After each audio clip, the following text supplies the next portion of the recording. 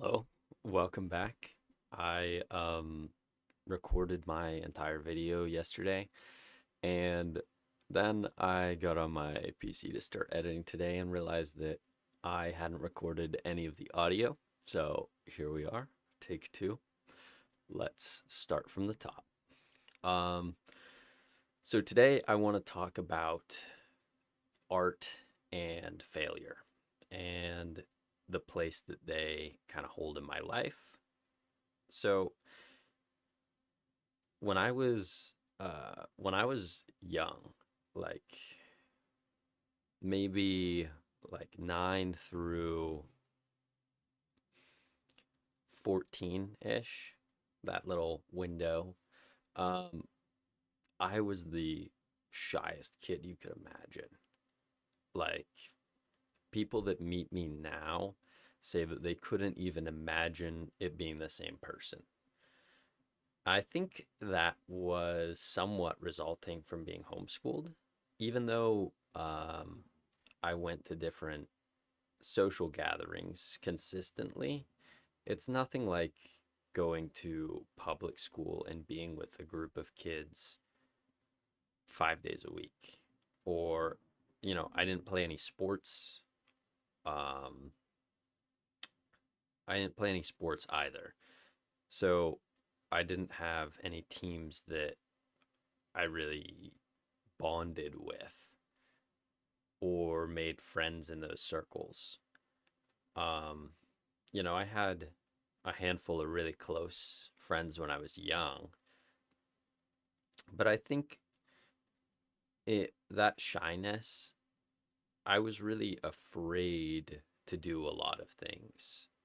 I think that the outward appearance of being shy is more of the manifestation of your internal anxiety and your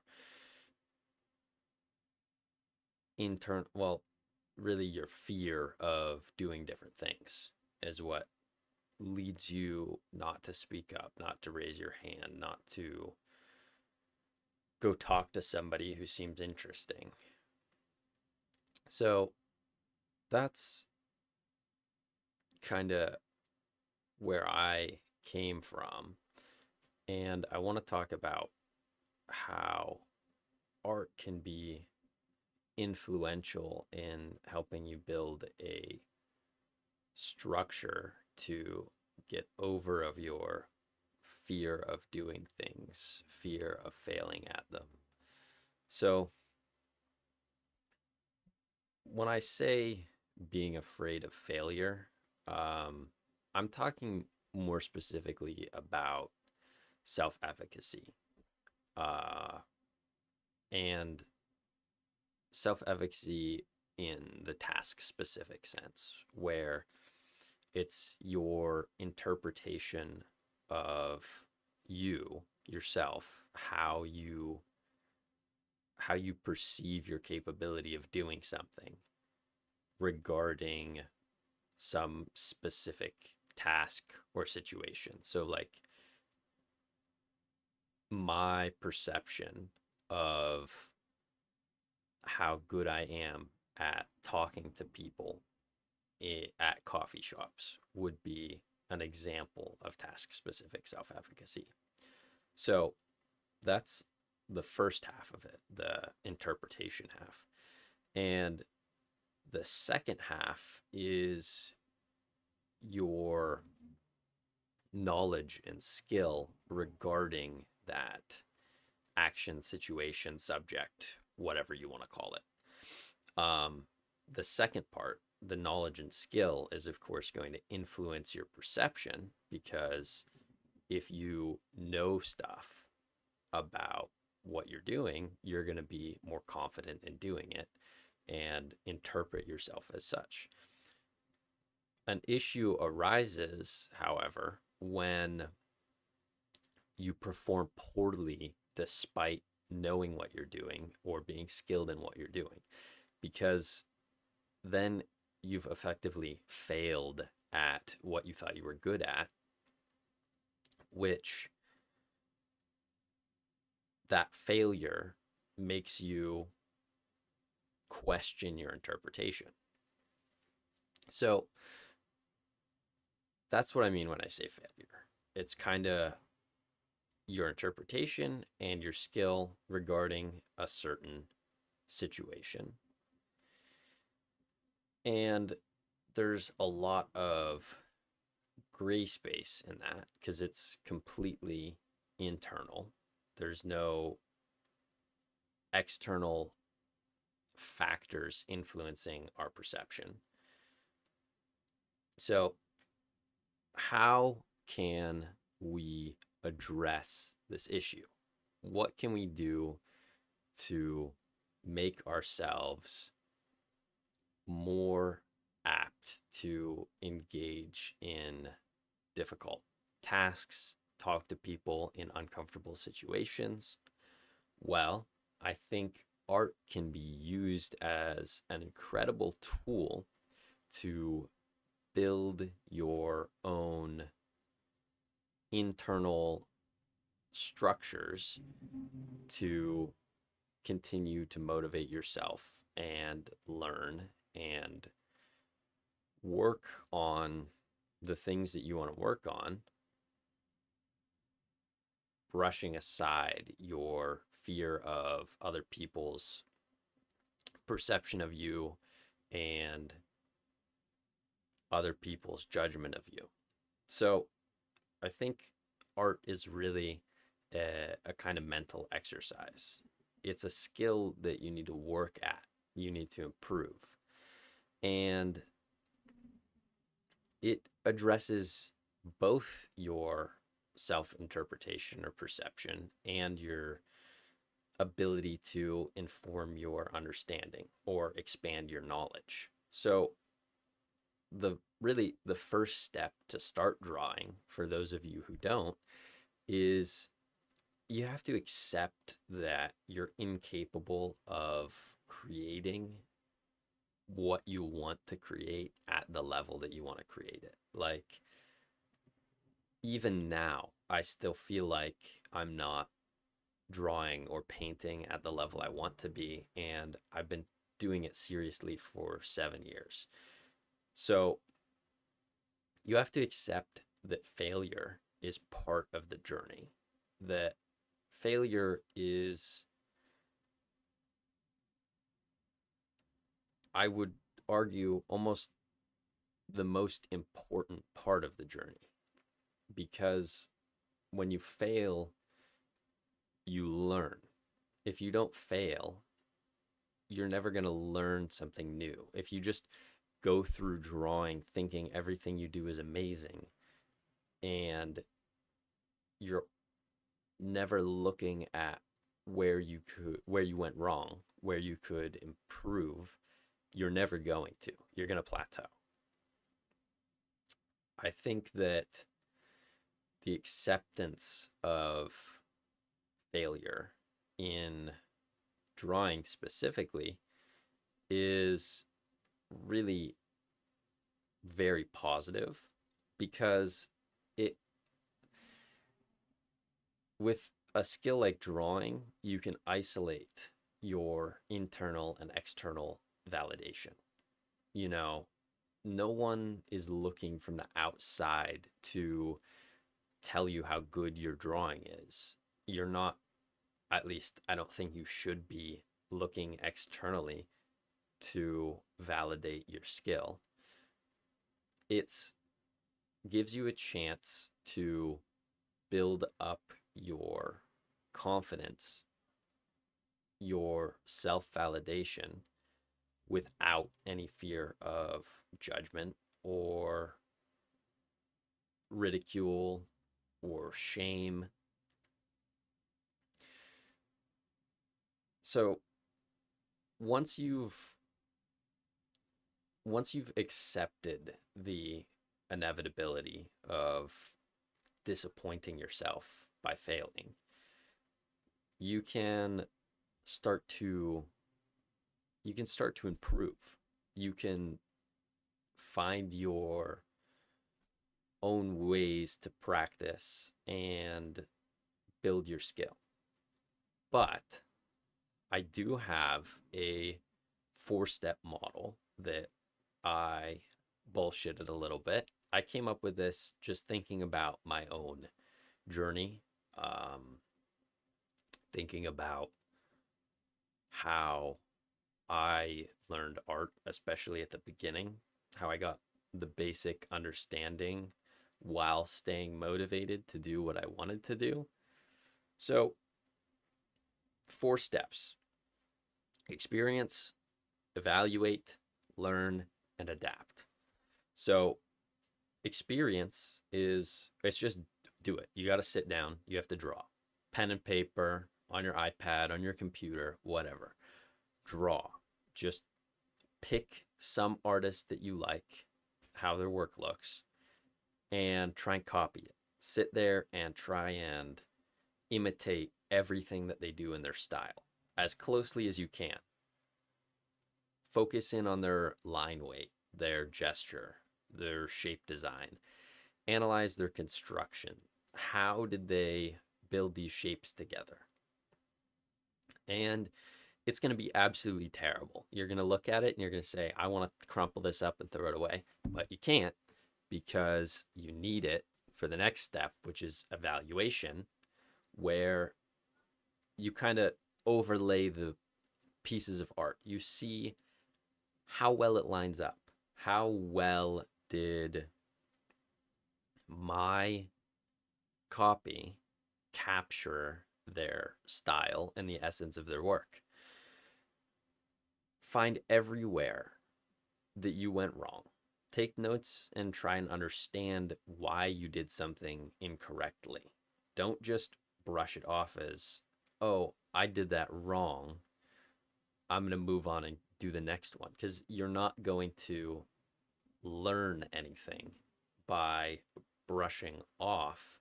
You can't just accept your failure where you went wrong. You have to look at it, analyze it, and understand it to learn from it. So that takes us right into the third step. Trace their work using all the form lines, all the construction shapes you can. Look deeply at their proportional spacing. How do they exaggerate poses, face structures? Take notes. Try to understand the theory behind their work. Try and understand how they arrived at the final product that they did. And using the notes from your evaluation and your tracing, your learning stage, you can adapt. You can find another piece of their work and look at all those notes. Analyze your piece again. Reevaluate. Where did I go wrong? Why did I go wrong? How can I fix that next time? With the notes that you took about how they do things and the notes you took about where you went wrong, find another piece of work that they have and do it again. Draw it again. And you're going to get closer and closer to replicating their work. And when you replicate hundreds of artists' different work over years, spending hours and hours and hours, then you're going to have your own art style. And I think that's really the ultimate goal, is you get influenced by all of your interests over a long period of time, and you're going to keep little pieces from all of those artists, and all those little pieces are going to build up in your head in what most people refer to as your visual library. And when you're drawing, you're going to be able to sit down and you're going to be able to call on those little visual pieces you got up here, and they're going to just flow out onto the page. And you're really going to be a sum of all the things that you love. And then you're not going to need to come up with a brand if you want to do something with your art. All you're going to have to do is be you. So that's my 4-step model. That's kind of how it works. I really want to emphasize, though, how important it is to choose art, choose characters that you are very passionate about, because that's going to be your driving factor. I know for me, when I played video games when I was younger, all I wanted to do was draw the characters from those games because I loved the games. The characters meant something to me. I felt like by drawing the characters from a game, I was expressing my love for the game. And that is, or at least was for me, a very, very strong motivator, a very strong motivating force. And not just that, but go online, find art friends, maybe you can find some in person. It's a lot harder these days, I think. Not so many people reach out to talk. We're all too involved in our phones or looking at computer screens, even in public. It's hard to find face-to-face interaction sometimes. And that's all right. We're all learning how to navigate this new world that we are in and we're developing into. But that's aside from the point.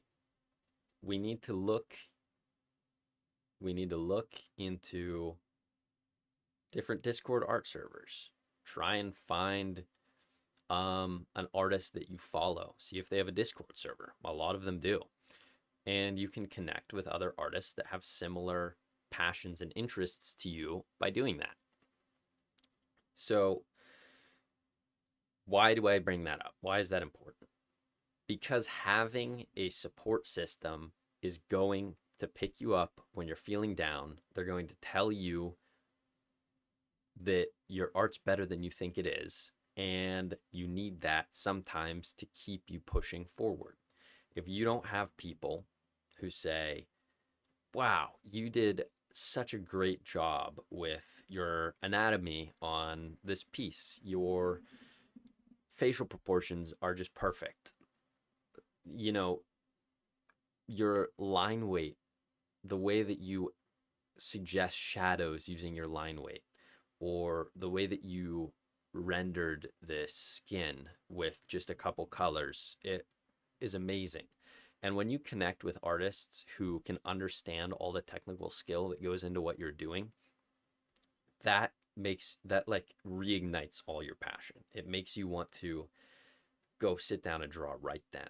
At least it does for me. When I can talk to different artists and we can complement each other's work in the tiny details that your friends and family aren't going to notice. Your friends and family can be, wow, that's amazing, but they don't know the technical capabilities that it required to do that. Other artists do. And that's why I think it's so important to have them in your support system. They're going to reignite your passion to keep working on art, because we're going to fall down. We're going to keep failing. And sometimes we're going to get in our heads and say, I'm failing too much. I should just stop this. I can't handle it. It's too much to worry about. It's too much to work on. And that's all right. That's also part of the journey. It's human. If you never felt like that, I would question your sanity or humanity for sure. So that's how I see art and failure connect in the art world. But how can failure and this model of experience, evaluation, learning, and adaptation apply to other examples? Well, I think that why I'm going to repeat myself here because I think it's so important. Why art is such a perfect skill to start learning how you can. Art is such a perfect skill to start learning how to be more confident in yourself and motivate and drive your own learning without any fear of judgment, without shame, because no one needs to see your work. It's for you. You should be doing it for you because you want to do it, because you love it. And then once you're confident in yourself and your own internal validation, then you can move to work on more external things like at a job or at the coffee shop, getting out of your comfort zone and talking to someone, starting a new conversation and connecting with other people. Or maybe it's learning how to do something new. Maybe it's getting on social media. You're going to have a strong self confidence, a strong sense of internal validation, and the judgment that you face will not feel so harsh because you're not relying on that external feedback to be your motivator. This 4-step model can, I believe, be applied to pretty much any situation that there is. It's pretty much a basic, like, cognitive map of how, as people, we learn things. I don't think that I'm telling any of you anything new, but I want to maybe just remind you what we should be doing as people. And here's a simple outline of what we all know we should already be doing. And hopefully that can motivate you and help you connect with each other or with me, and we can continue to grow together. I want to talk about this business structure called TQM, which that's an acronym for Total Quality Management. And Total Quality Management is it's a structure where all the employees are continually striving, continually improving towards perfection, which of course is an unreachable standard, but that's the goal, and that drives the employees of the company as a motivator.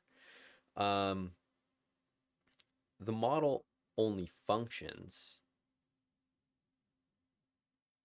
because of its incremental improvement structure, where a idea, a hypothesis will be applied to some kind of process in the company, and then it will be evaluated and altered and reapplied, which is basically the art learning model that I proposed a couple minutes ago. It works here in a real world company corporate setting where you have possibly hundreds of employees working together. I want to emphasize the importance of incremental improvement and how that connects back to art growth, because you're going to reach a point where you can't work on everything at once. You're going to have to choose individual skills to work on whether that's your color theory, your lighting, your um, your gesture, your shape hierarchy. You might be able to practice two or three things at once, but not all of them. Um, you're never going to be able to really focus on practicing color theory when you're really focused on practicing line weight. It's those things just, they don't overlap.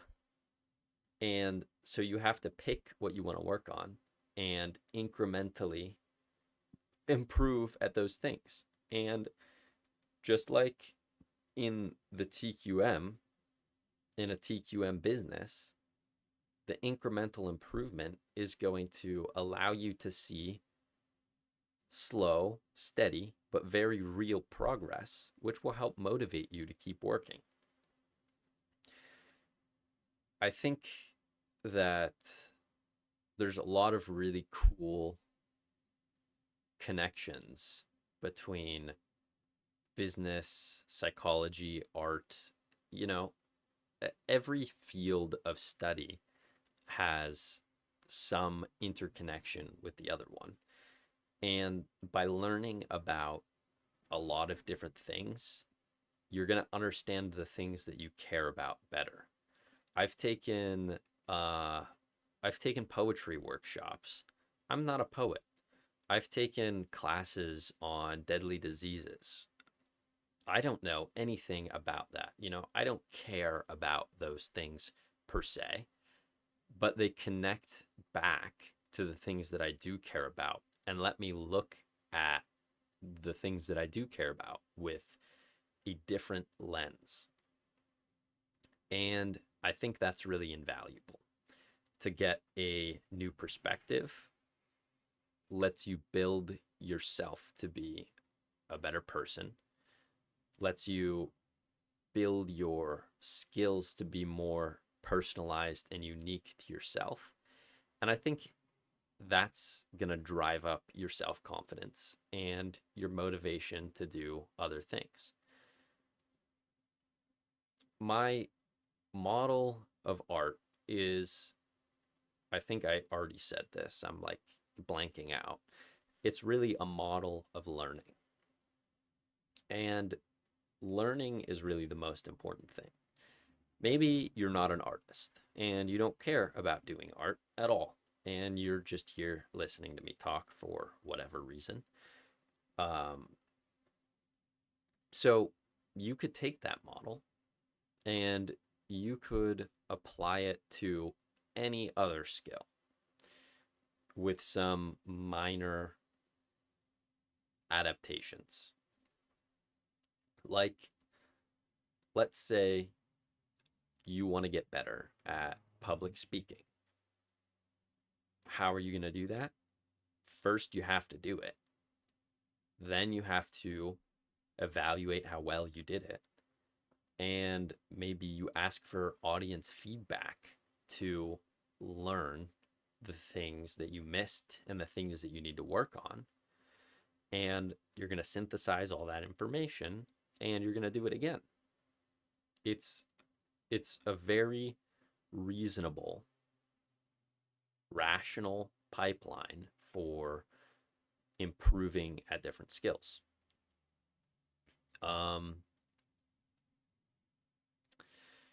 This is like point 2, because this is my remake of the video. I didn't talk about this in the first video, but I just watched this show on Disney Plus called Win or Lose. And I think it's kind of relevant here. I'm not a sports guy. I don't care about sports. I think that a lot of people are overly invested in sports. I won't get into that. Get mad at me in the comments, whatever. But this show did something that I've never seen any sports program do before. It's about like upper middle school kids playing softball, and each episode is from a different person's perspective. Some of them are from the kids' perspectives, and some of them are from the parents' perspectives. And upper middle school is the perfect time to start dealing with serious internal issues because you have developed a greater sense of self and you can analyze your environment and the people around you, and you can more aptly analyze yourself. So you're going to start dealing with more severe issues. There's one of the episodes is about the coach's daughter who is suffering from extreme, like crippling anxiety. And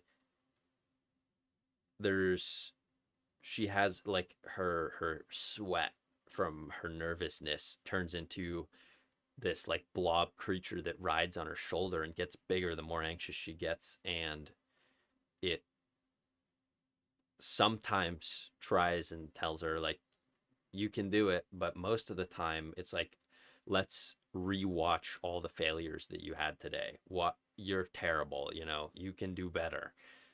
And that is a really good example of how the rest of the show runs. It's highly creative and evocative proposals of extreme,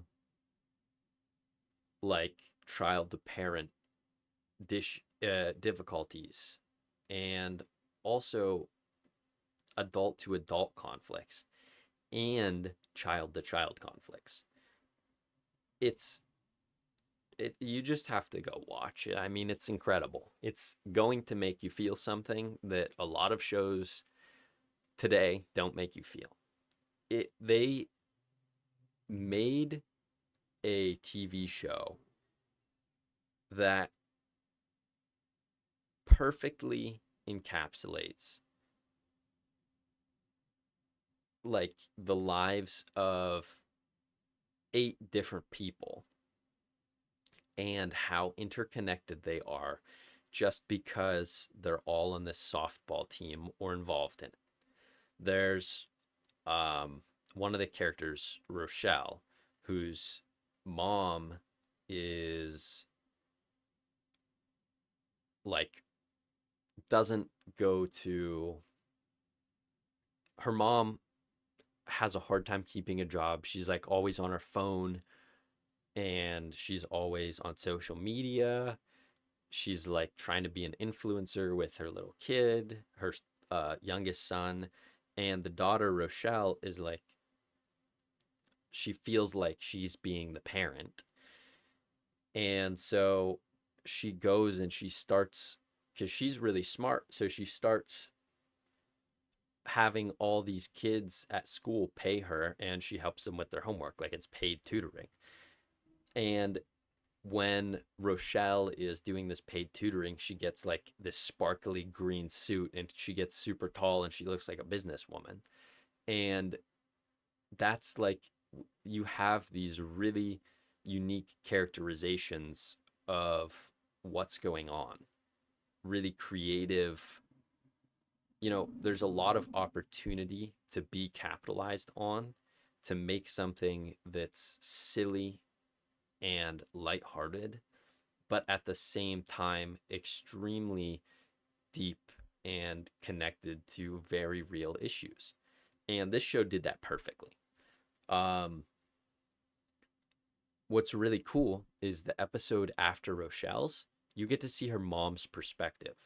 And her mom is using social media to rely on her followers to keep her motivated when she gets down because she lost her job trying to take care of her youngest son, and she has been staying up all night driving to try and buy her daughter new cleats for softball.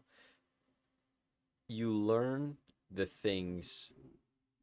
It lets you see how people keep secrets from each other, and how that manifests on both sides of the relationship. You know everyone's story, but nobody knows each other's. And I think that's what makes the show so special. Um, I guess that's kind of my review on it. I don't have much else to say. Go watch it. I forgot to say, I think that this is kind of relevant to the topic of learning and improving and working on your internal validation. If you watch it, you'll see how some of the characters are stuck looking so externally that they can't see their own capability to do things. They feel like nothing. They feel meaningless, valueless.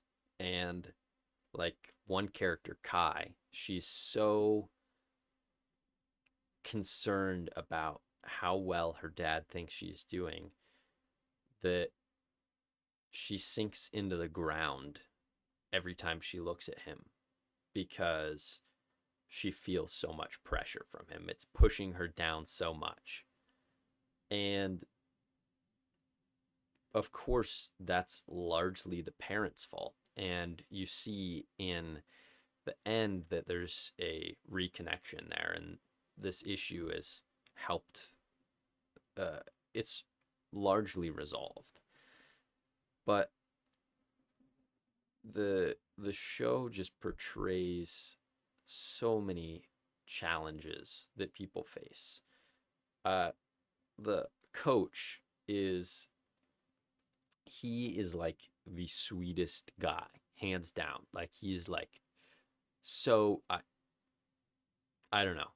like everybody should want to be that guy. You know, he's so sweet. He's so caring and loving for his team. He's looking out for them. It makes you like I want to be playing this sport for the community and the love that's going around here.